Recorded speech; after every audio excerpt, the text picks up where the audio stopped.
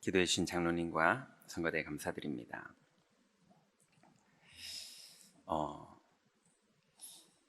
이게 한 주간 이게 임마누엘 경인교회 목사로 산다는 게 참 감사하다, 이런 생각이 많이 늘 듭니다. 그런데 그 감사의 또 배경에는 너무 마음이 아프다, 그게 제 마음에 너무 아파요. 그래서 그 아픔에 답이 저에게 없으면 아마 제가 같이 눌릴 것 같아요. 그런데 답이 있거든요. 그래서 그 아픔과 그 아픔에 답을 가진 입장으로 우리가 앞으로 받을 응답을 보기 때문에 참 감사하다, 이런 마음이 이번 주간도 몇 번이 들어서 답 없이 어떻게들 살고 있을까 싶더라고요. 그래서 오늘 제목이 많은 분들을 만나고 또 많은 분들의 삶을 보면서 하나님께서 주신 말씀이 성도가 세상을 이기는 방법이라는 말씀으로 하나님 말씀을 주셨습니다. 이 로마서는 성경 전체의 헌법책이다, 이럴 만큼 바울이 율법과 복음과 그 복음의 열매에 대해서 정확하게 교리적인 설명들을 아주 구체적으로 적어 놓은 책이에요. 그 로마서 전체 중에 6장, 7장, 8장이 핵심 내용이거든요. 6장은 율법의 한계를 말하는 거고, 7장은 그 복음의 결론이 나는 자의 축복을 말하는 거라면, 8장은 이제 이 복음을 가지고 누리는 현장의 열매들에 대해서 말하는 거거든요. 그러면 바울이 오늘 우리가 로마서 전체의 1절부터 맨 마지막에 39절까지 이 8장 전체를 오늘 성경의 오늘 설교의 전체 내용으로 오늘 우리가 나누려고 하나님이 말씀을 주셨는데요. 한 주간 성도들을 만나보면 주로 제일 가슴 아픈 부분이 자녀에 대한 고민들을 하시는데, 그 고민이 이제 막 벌어진 거면 제가 오늘 답을 딱 드리면 될 것 같은데, 그 고민을 이미 20년 전, 10년 전, 5년 전부터 너무 많은 과정들을 거치면서 아픔으로 오셨더라고요. 그래서 이렇게도 해보고 저렇게도 해보고, 그런데 어떻게 해야 될지를 잘 아직도 모르고 있는, 이렇게도 해보고 저렇게도 해봤으면 이제는 이렇게 하면 되겠구나, 한 5년 걸리겠구나, 한 10년 걸리겠구나, 아니면 얼마나 걸릴지 모르지만 이렇게 하면서 기다려야겠구나, 이런 답이 명확하게 있어야 되는데 답이 없으니 너무 아픈 거죠. 또 산업도 마찬가지고, 건강도 마찬가지고, 가정도 마찬가지고, 심지어는 본인의 마음과 생각도, 내 마음이, 내 생각이 이랬다가 저랬다가 이것도 맞는 것 같고 저것도 맞는 것 같고 이것도 틀린 것 같고 저것도 틀린 것 같고, 이러는 과정 중에 막 화나는 일이 생기고 억울한 일이 생기고 답답한 일이 생기고 절망스러운 일이 생기고, 이러다 보니 이 모든 일 가운데 내가 어떻게 마음을 잡아야 되고 내가 어떤 생각을 가지고 집중하고 가야 될지 이걸 모르니 요즘은 애들도 어른도 하루 종일 유튜브 보면서 이 뇌의 스트레스를 푸는 거예요. 그분들은 보셔야 됩니다. 그거 안 보면 안 걸립니다. 그 보는 거 너무 뭐라 그러지 마세요. 그게 살 길이라 그러는 거예요. 근데 그런 거를 넘어서 답을 얻으셔야 되거든요. 자, 그래서 오늘 바울이 이 부분에 명확하게 답을 본인의 인생을 들여서 말하고 있는데요. 서론으로는 오늘 우리가 읽었던 본문인 8장 1절부터 11절에 보면 바울은 육신으로 사는 삶과 영으로 사는 삶이 얼마나 차이가 있는지를 말하고 있습니다. 그래서 오늘 우리가 반드시 인정해야 될 것이 있는데요, 바울이 3절에 이렇게 말합니다. 율법이 육신으로 말미암아 연약하여 할 수 없는 그것을 이렇게 말합니다. 여러분, 교회가 이상한 일이 벌어지고, 가정의 자녀들에게 이상한 일이 벌어지고, 우리들의 남편들에게 이상한 일이 벌어지고, 또 내가 이상한 실수를 했을 때 사람들이 나한테 쓰는 내용이 뭡니까? 다 율법이에요. 기자들이 막 기사를 쓰면 그 해당되는 사람은 너무 눌리고, 그래서 버릇고치 주려고 하고요. 또 뉴스에서 그 사건이 나오기도 하고, 법원에서 판결이 나기도 하고, 그리고 여보 왜 그래? 하고 갈등이 일어나기도 하고, 엄마 왜 그러세요? 나한테 이렇게 갈등이 일어나기도 하고, 당신은 왜 그러는 거야? 예. 온통 뉴스에서도 그 사람이 그랬습니다. 동네 아줌마들 모임에서도요, 그 여자가 그랬대. 심지어 교회에서도요, 그 장로님이 그랬대. 그 목사님이 그랬대. 그게 나쁜 게 아니라 그래야 사회가 안정되거든요. 그죠? 그런 눈치가 있어야 사람들이 함부로 못 하거든요. 그게 나쁜 게 아닙니다. 그게 사회를 유지하는 좋은 문화고 방법입니다.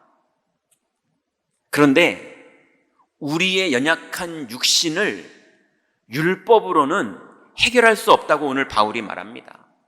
바울은 율법으로 완전한 자였거든요.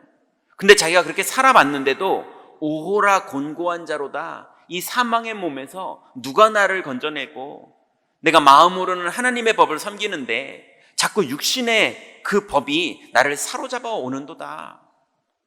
이렇게 말할 정도로 바울도 안 되는 거예요. 그러니 우리 육신이 하나님을 떠난 이후로 영적으로 죽었기 때문에 얼마나 연약하냐? 율법으로도 안 돼요. 율법이 좋은 거지만 그게 사회를 정화시키고 사회를 안정시킬 수 있는 최선의 도구지만 정답은 안 돼요.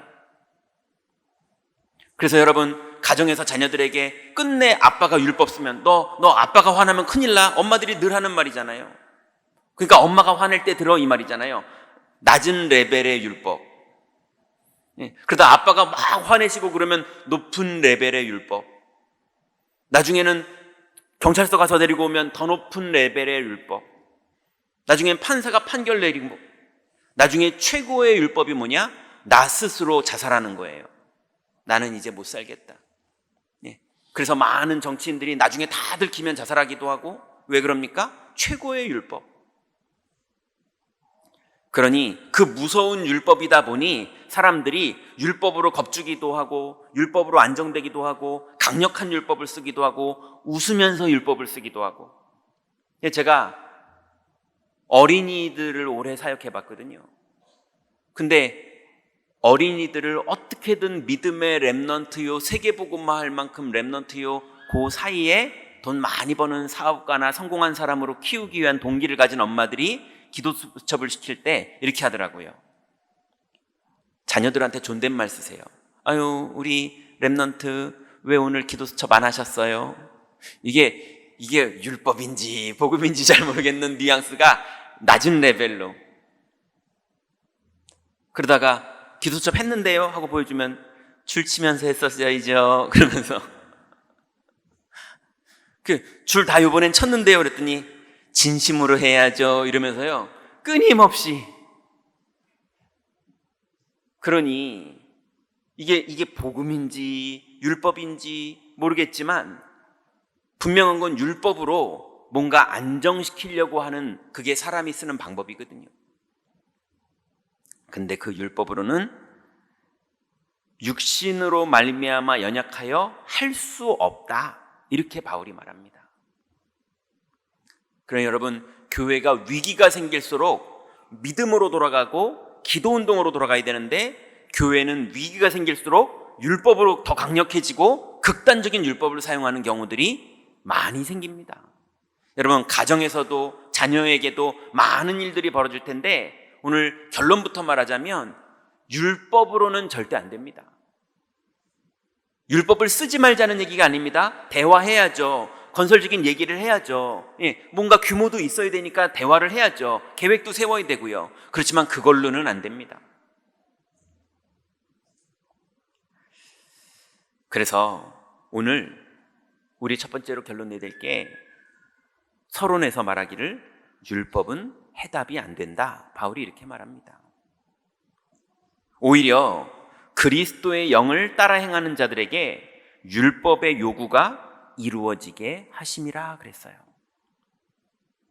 여러분, 율법의 요구가 뭡니까? 율법이 우리에게 요구하는 게 뭡니까? 율법이 우리에게 요구하는 게 있습니다.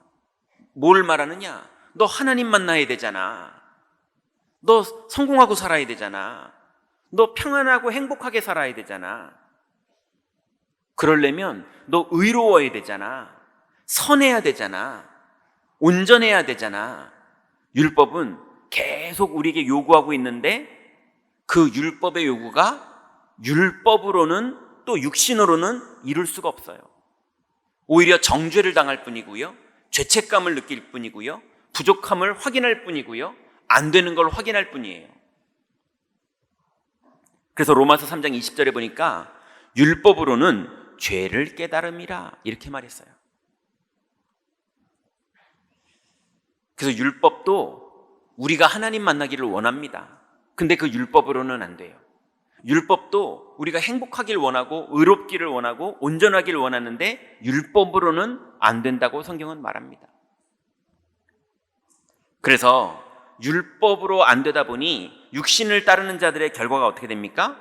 육신의 생각은 사망에 이를 수밖에 없어요.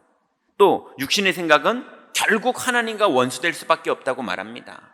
그리고 육신에 있는 자들은 절대로 하나님을 기쁘시게 할 수 없다라고 말합니다. 이게 육신을 따르는 자들의 결과예요. 그런데 반대로 하나님의 영이 거하시면 육신이 아닌 영에 있는 사람이라고 바울이 말합니다. 만일 너희 속에 하나님의 영이 거하시면 너희가 육신에 있지 아니하고 영에 있나니 누구든지 그리스도의 영이 없으면 그리스도의 사람이 아니니라. 그래서 우리는 그리스도의 영을 가지고 있는 그리스도의 사람이고 영의 사람이에요.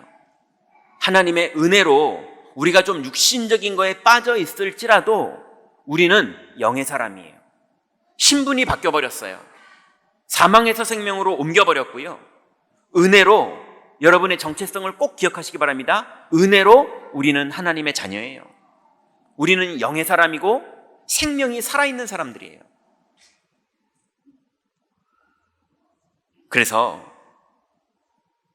영은 의로 말미암아 사는 사람이라고 말합니다. 10절에 보니까 또 그리스도께서 너희 안에 계시면 몸은 죄로 말미암아 죽은 것이나 영은 의로 말미암아 살아있는 것이니라 그랬습니다.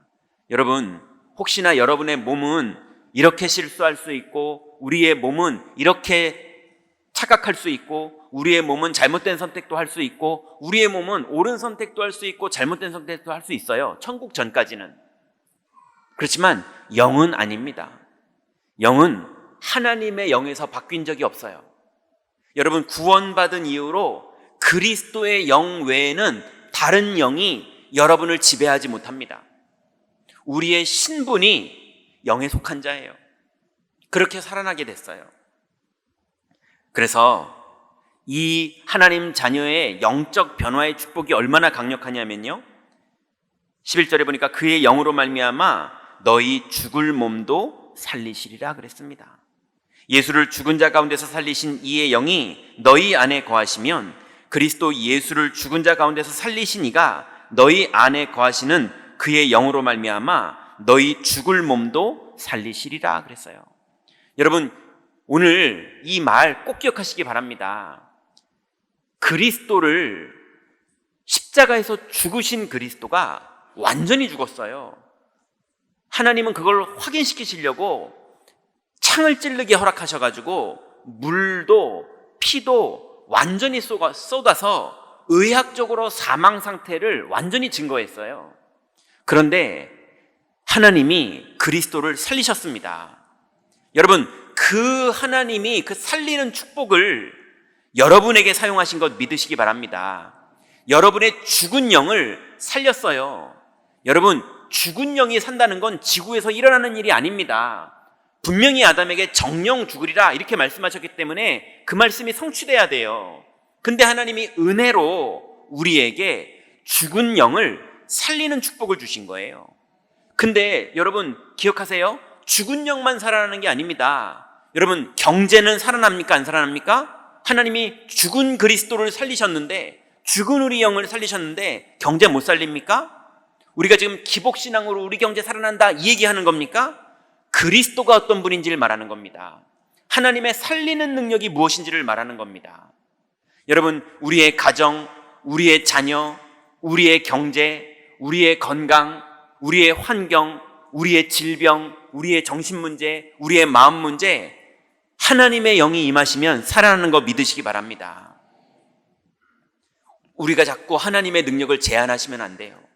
너무 믿는 거 아니야? 이러면 너무 신비주의 아니야?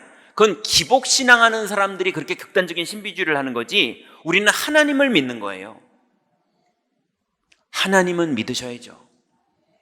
그게 혹시 나한테 다 열매 맺지 못하더라도 하나님은 믿어야죠.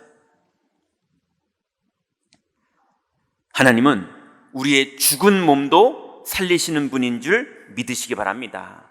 우리의 죽은 영도 하나님이 살리셨고 우리의 죽은 몸도 하나님이 살리십니다. 우리의 죽은 경제, 죽은 가정, 죽은 자녀, 죽은 현장을 누가 살릴 수 있느냐? 이 땅에 율법으로는 절대 살릴 수가 없어요. 하나님만 살릴 수 있습니다. 여러분, 우리가 은혜로 그 하나님의 영을 받은 하나님의 자녀가 된 거 믿으시기 바랍니다. 그럼 본론입니다. 이제 하나님의 자녀가 반드시 알아야 되는 세 가지를 오늘 로마서 8장에 바울이 말했는데요. 그 첫 번째가, 우리는 하나님의 상속자인 자녀라고 말합니다.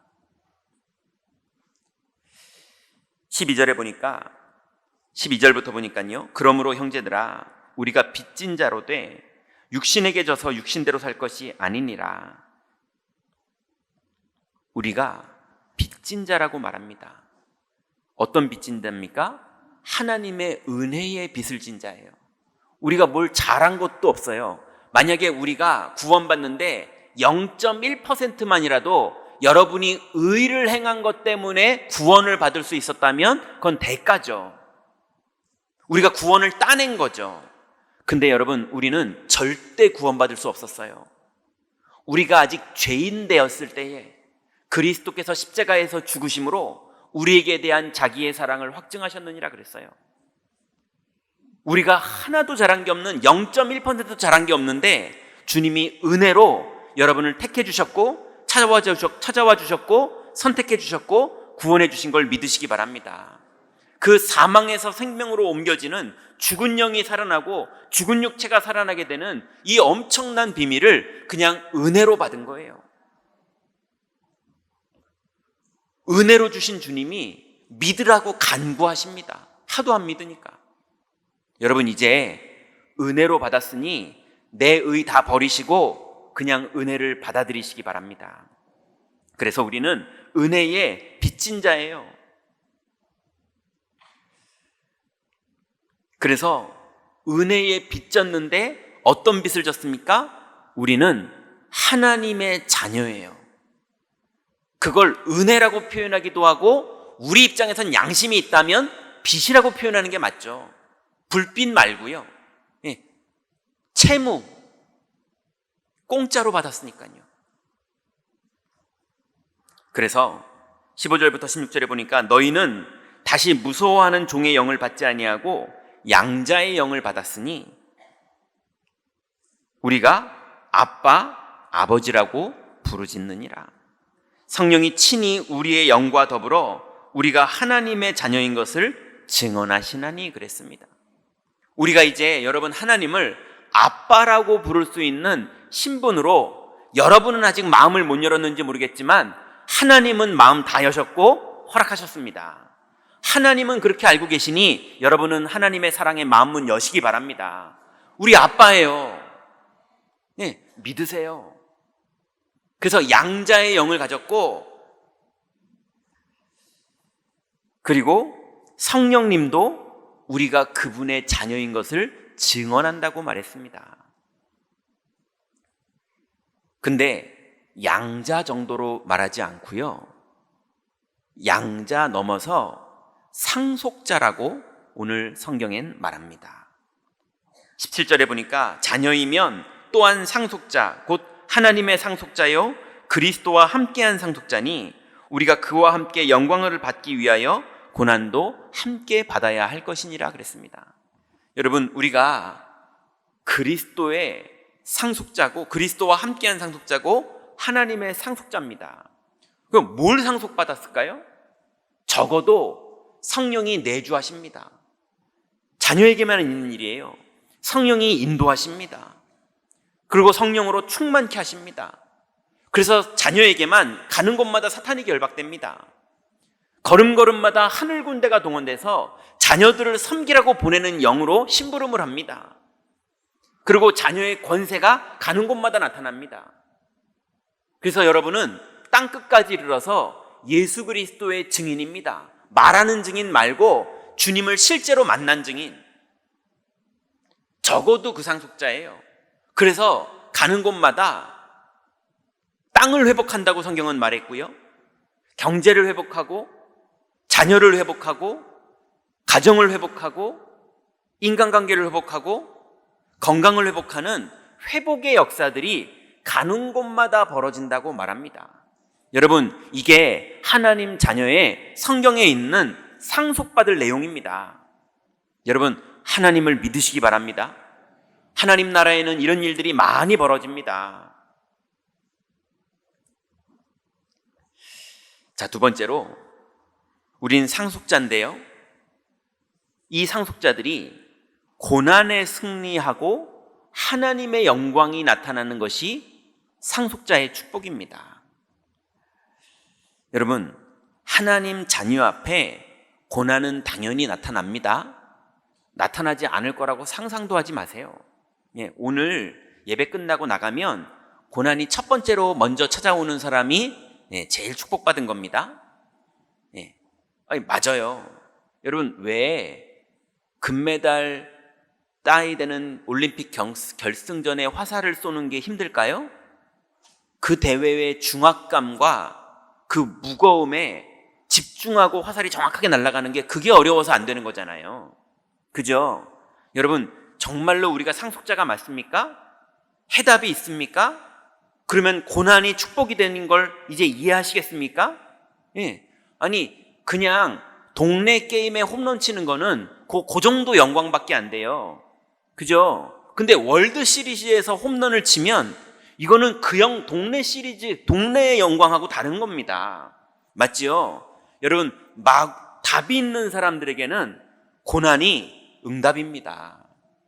맞습니까? 말장난이 아닙니다. 실제로 여러분, 이번 주간부터 현장에서 누리시기 바랍니다. 그래서 분명히 18절에 생각하건대 현재의 고난은 장차 우리에게 나타날 영광과 비교할 수 없도다. 맞습니다. 반드시 고난 중에 하나님의 영광이 나타납니다. 고난이 없으면 영광도 없습니다. 그래서 현장에서 여러분의 모든 문제들을 이제 복음의 눈으로, 하나님 자녀의 눈으로 보는 믿음의 눈을 다 회복하시기 바랍니다. 그래서 여러분, 어느 정도냐, 피조물도 자기가요 하나님의 영광에 쓰이기를 원합니다. 피조물도요. 여러분, 불신자들이 막 여러분을 괴롭힙니까? 아니면은 경제 문제, 돈이 여러분을 괴롭힙니까? 아니면은 질병이 여러분을 괴롭힙니까? 그 피조물들도 하나님이 다 만든 거거든요. 그 피조물들도 하나님의 영광이 나타나기를 기다리고 있어요. 그 피조물들도 스트레스 받으면서 그거 하고 있는 거예요. 이해되십니까? 그들도 하나님의 나라 속에서 쓰임받는 경제가 되기를 원하고, 불신자들도 좋게 하나님의 영광이 나타나는데 자기가 쓰임받는, 그렇게 순환되고 뭐가 뻥 뚫리는 그런 걸 좋아하지, 억지로 괴롭히고 죽이고 이런 걸 좋아하는 게 아닙니다. 그래서 20절에 보니까 피조물이 허무한데 굴복하는 것은 자기의 뜻이 아니요 오직 굴복하게 하시는 이로 말미암음이라.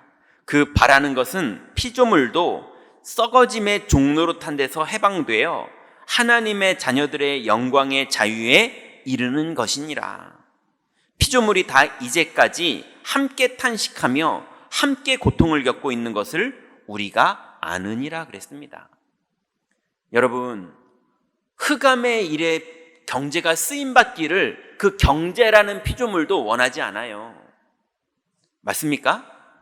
정말로 현장에서 여러분 빛의 경제의 축복 속에 들어가시기 바랍니다.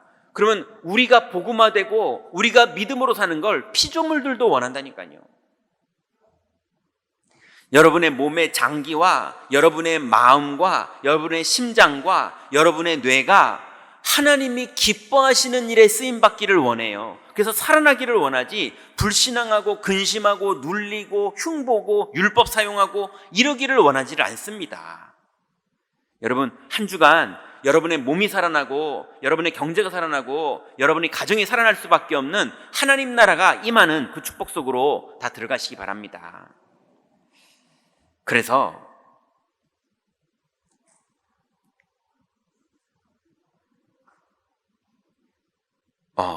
이 복음을 못 누리면 우리 몸도 속량을 원한다고 말합니다. 23절에 보니까 그뿐 아니라 또한 우리 곧 성령의 처음 익은 열매를 받은 우리까지도, 그러니까 초대교회에 성령이 임해서 구원받은 우리들까지도 속으로 탄식하여 양자될 것을 곧 우리 몸의 속량을 기다리느니라 그랬어요. 우리 몸이 구원받아서 천국 가는 거, 죄사함 받는 거, 그리고 우리 몸이 하나님의 성령으로 충만케 되는 그 속량을 우리 몸도 기다린다고 합니다. 여러분, 여러분의 몸도 성령 충만을 기다리고 있어요. 여러분의 간도, 여러분의 심장도, 여러분의 혈관도, 여러분의 뇌도 성령 충만을 기다리고 있습니다. 여러분, 이번 주간에 하나님의 성령으로 충만케 되는 믿음 속으로 들어가시기 바랍니다. 그래서 세 번째로는요, 이제 성령의 도움으로 이제 우리는 합력해서 선을 이루는 응답을 이번 주간부터 받게 되실 겁니다. 이제 성령께서는 하나님의 뜻대로 우리를 인도하신다고 말하십니다. 26절에 보니까 이와 같이 성령도 우리의 연약함을 도우시나니, 아까 3절에는 뭐라고 말했습니까? 율법이 우리 육신의 연약함을 해결하지 못한다고 그랬잖아요. 연약함으로 할 수 없다고 그랬잖아요. 근데 이번에는요, 성령이 우리의 연약함을 돕는 걸 시작하십니다. 이제 율법으로가 아니에요. 어차피 우리는 연약하거든요. 그래서 마땅히 기도할 바를 알지 못하는 우리들, 기도 제목을 뭘 잡아야 될지도 모르는 우리들에게 오직 성령이 말할 수 없는 탄식으로 우리를 위하여 친히 간구하셔서요, 27절에 보니까 마음을 살피시는 이가 성령의 생각을 아시나니, 우리의 마음이 지금 헷갈려서 뭘 집착해야 되고 뭘 놔야 되고 뭘 붙잡아야 될지도 모르는 육신에 속해 있는 우리들에게 성령님께서 마음을 살피시는 이가 성령의 생각을 아시나니 이는 성령이 하나님 뜻대로 성도를 위하여 간구하심이니라 그랬어요. 여러분, 우리가 왜 오늘 이렇게 예배에 나오고, 우리가 수요 예배에 왜 나오고, 새벽 예배에 왜 나오고, 우리가 금요일 날 왜 나와서 기도합니까? 예배하러 나올 때에 성령께서 우리를 위해서 말할 수 없는 탄식으로 간구하시면서 우리가 들어야 될 것, 우리가 알아야 될 것, 우리가 마음 먹어야 될 것으로 우리를 인도하십니다. 성령이 그런 영이세요. 그래서 오늘부터 자녀는, 하나님의 자녀라면 힘이 있든 없든 하나님은 합력해서 선을 다 이루십니다. 그래서 여러분 7번 넘어져도 그냥 철푸덕 넘어지세요. 상관없습니다. 믿으세요. 넘어져도 내가 왜 이러지? 율법으로는 어차피 안 되니까 내가 왜 이러지? 그 마음이 들겠지만 연약해서 못합니다. 믿으세요.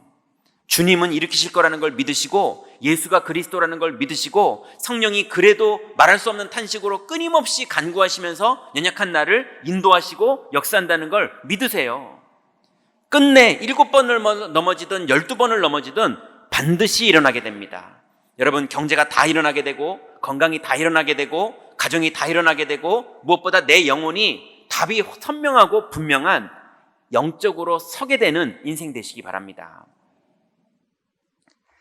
그래서 그 과정에 모든 것은 합력해서 서로 선이 이루어지니까 걱정하지 마세요.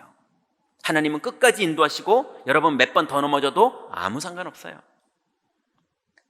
그래서 여러분 너무 감사하고 은혜되는 하나님의 은혜가 여기 있는데요. 29절 30절에 보니까 이렇게 말합니다. 하나님이 미리 아신 자들을 또한 그 아들의 형상을 본받게 하기 위하여, 우리로 하나님의 형상을 본받게 하기 위하여, 그 말은 하나님의 형상은 이미 가지고 있어요. 근데 본받는 건 다른 얘기입니다. 형상을 가지고 있는데 우리는 가지고 있던 건 옛날에 구원받기 전에 사고방식을 가득 가지고 있었거든요. 그런데 이제 하나님의 형상을 본받게 되는, 그래서 하나님의 형상과 그 사고방식과 그 세계관과 그 성경의 내용들이 완전히 내 인격이 되고 내 사상이 되고 내 문화가 되는 그런 하나님의 형상을 회복하게 되면 이제 열매 맺는 게 지속되는 거거든요. 그래서 하나님의 형상, 아들의 형상을 본받게 하기 위하여 미리 정하셨으니 이는 그로 많은 형제들 중에서 맏아들이 되게 하려 하심이니라. 그래서 30절에 이렇게 말합니다. 또 미리 정하신 그들을 또한 부르시고, 이게 무슨 말입니까? 우리를 창세전에 미리 정하셨거든요. 하나님이 여러분을 통해서 구원하시기로도 정했고요, 경인교회에 올 것도 정했고요, 여러분의 인생을 통해서 모세 같은 날이 올 날, 사무엘 같은 날이 올 사람, 다니엘 같은 사람이 올 사람, 에스더 같은 역할을 해야 될 사람이기 때문에 왕궁에 미리 집어넣는 날 모든 걸 준비하신 것처럼 여러분을 통해서 하나님은 세우신 계획을 다 이루실 걸 믿으시기 바랍니다. 하나님은 구원도 미리 정하셨고 우리를 통해서 이루실 일도 미리 정해놓으셨어요. 그래서 미리 정하신 그들을 또한 어느 날 우리가 영접해서 부름을 받았잖아요. 부르시고, 미리 정하신 그들을 또한 부르시고, 부르신 그들을 또한 의롭다 하시고, 아니 주님이 믿음 줬으면서 믿음 가진 우리를 의롭다고 하시는 거예요. 근데 그 정도가 아니고요, 의롭다 하신 그들을 또한 영화롭게 하시느니라. 여러분, 영화롭게가 뭡니까? 영화로움이 크게 두 가지 단계가 있죠. 첫 번째는 천국 가면 심판받게 됩니다. 그제서야 진짜 다 알게 됩니다.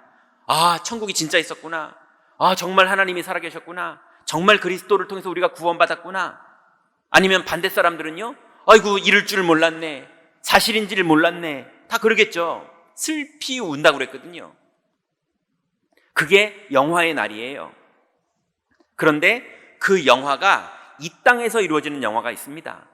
복음을 누렸더니 내 건강 현장에 하나님의 영화가 나타나고요, 내 경제 현장에 하나님의 영화가 나타나고요, 내 자녀들의 신앙 고백 속에 하나님의 영화가 나타나고요, 우리 인생에 하나님의 영화가 나타납니다.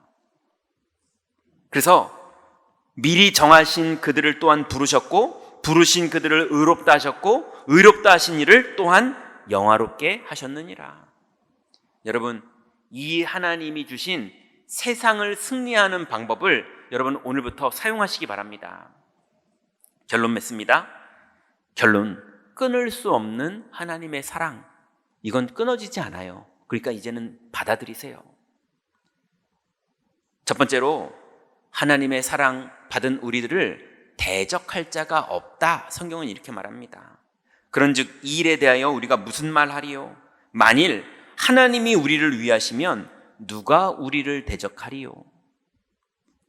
자기 아들을 아끼지 아니하시고 우리 모든 사람을 위하여 내주신 이가 어찌 그 아들과 함께 모든 것을 우리에게 주시지 아니하겠느냐? 하나님이 여러분을 사랑하는 사랑의 수위가 어느 정도냐면, 독생자 예수 그리스도를 십자가에서 죽일 만큼 여러분을 사랑하세요. 여러분, 하나님의 사랑에 이제 마음문을 여시기 바랍니다. 예, 믿으세요. 그래서 절대로 우리를 사랑하시는 주님 앞에서 우리를 대적할 자가 없습니다. 두 번째로 정죄할 자가 없어요. 누가 능히 하나님의 택하신 자들을 고발하리요? 의롭다 하신 이는 하나님이시니 누가 정죄하리요? 죽으실 뿐 아니라 다시 살아나신 이는 그리스도 예수시니 그는 하나님 우편에 계신 자요 우리를 위해서 간구하시는 자시니라. 예수님이 우리를 위해서 간구하시는 분이시고 예수님이 우리를 의롭다 하셨고 예수님이 우리 죄를 위해서 죽으셨는데 누가 우리를 정죄하리요? 여러분, 우리의 죄가 십자가에서 끝난 걸 너무 미안하지만 우리가 참 할 말 없지만 그렇지만 뻔뻔스럽게 믿으시기 바랍니다. 주님이 이루셨어요. 정죄할 자가 없습니다. 그러니까 은혜 받은 우리들이 겸손하긴 해야겠죠? 그렇지만 정죄할 자는 없습니다. 그래서 세 번째 마지막으로요. 이제 우리는 현장에서 넉넉히 이깁니다. 오늘부터 믿으시기 바랍니다. 꼭 넉넉히 못 이길 것 같이 착각이 들거든요. 꼭 넉넉히 설마 그런 일이 올까 하고 불신앙 들거든요. 하나님의 능력과 하나님의 사랑이 얼마나 강력한지 오늘 바울이 충분히 말했습니다. 그래서 이제 하나님의 사랑에서 우리를 끊을 자가 없습니다. 누가 우리를 그리스도의 사랑에서 끊으리요? 환난이나 곤고나 박해나 기근이나 적신이나, 적신은 옷 벗김 당하는 거요, 위협이나 칼이랴. 기록된 바 우리가 종일 주를 위하여 죽임을 당케 되며 도살할 양같이 여김을 받았나이다 함과 같으니라. 여러분, 경제 문제가 터지고 자녀 문제가 터지고 경쟁 문제가 터지고 말도 안 되는 영적 문제가 터지고 정신 문제가 막 터지니까 도살할 양같이 여김을 받을 정도로 여러분의 인생이 너무 보잘것없고 너무 약하고 너무 도살할 양같이 여김을 당하는 아무 힘이 없는 존재가 됐던 경험들 있으시잖아요. 저도 있거든요. 너무 많잖아요. 그리고 성도님들의 인생 얘기를 들어보니까 너무 제 마음이 아플 정도로 그런 분들이 많더라고요. 여러분, 이제부터 넉넉히 이겨야죠. 맞습니까? 그래서 우리가 도살할 양같이 여김을 받았나이다 함과 같으니라. 그러나 이 모든 일에 우리를 사랑하시는 이로 말미암아 우리가 넉넉히 이기느니라.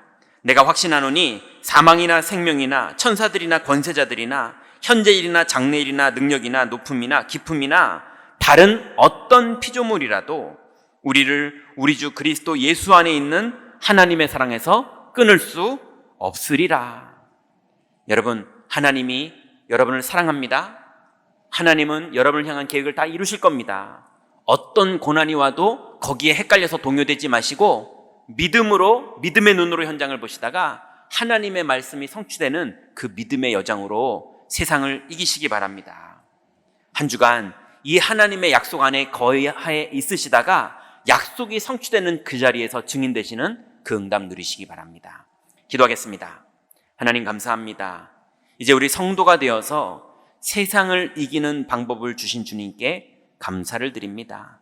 하나님, 모든 것을 양보하는 것처럼 보이지만 모든 것을 이길 수 있는 비밀을 우리에게 주셨으니 율법으로 할 수 없는 이 일의 축복을 하나님 이제 우리가 누리기를 원합니다. 복음으로 하나님 주신 언약으로 완전히 현장에서 승리하는 영의 사람 되기를 원하오니 한 주간 성도들의 모든 현장을 주님이 축복하시고 인도하여 주옵소서. 예수 그리스도의 이름으로 기도드렸습니다. 아멘.